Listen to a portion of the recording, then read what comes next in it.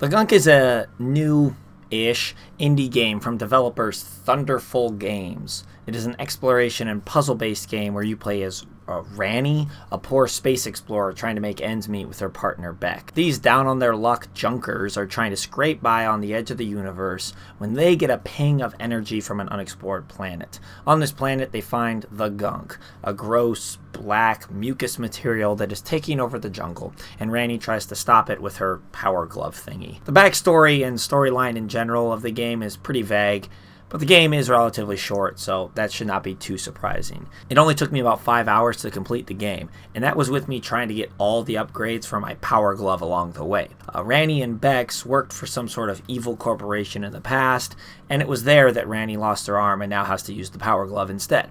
But Bex paid off her debt to the corporation, and now they work together. There's no outright love connection between the two main characters, but it seems like that's how the story is meant to be told. I am all for equal representation in media, but this version of it feels shallow and kind of fake.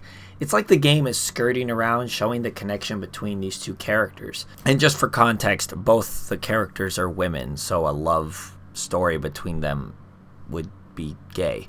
Ranny and Beck spend all this time together. They have a shared history, but it stays in the strange, vague area of platonic friendship.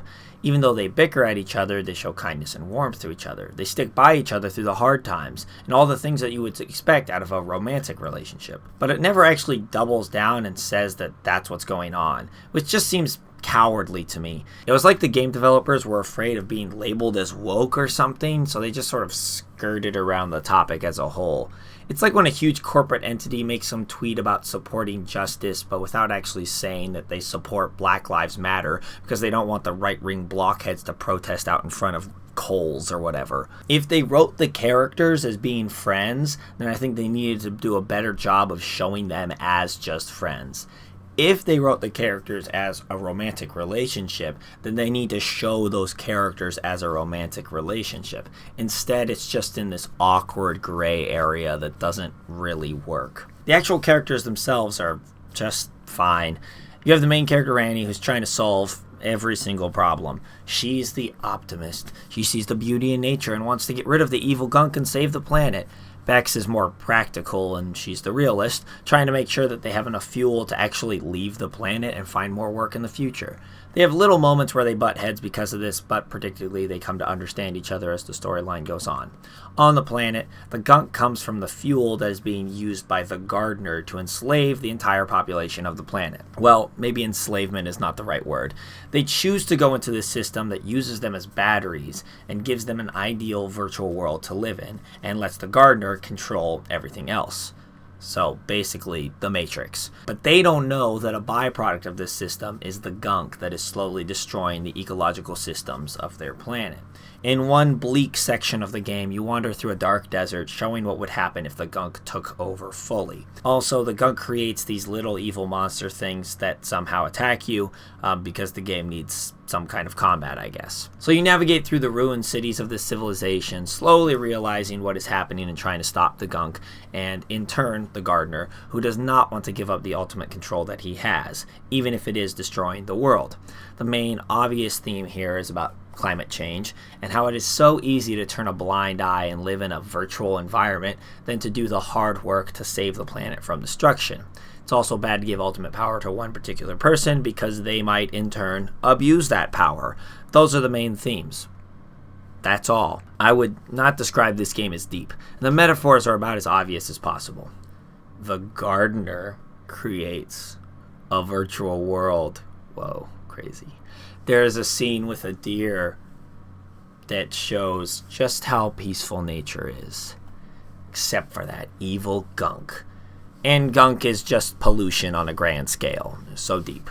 The bare-bone themes and pretty easy gameplay make it seem like this game is really targeted to a younger audience than what I was expecting.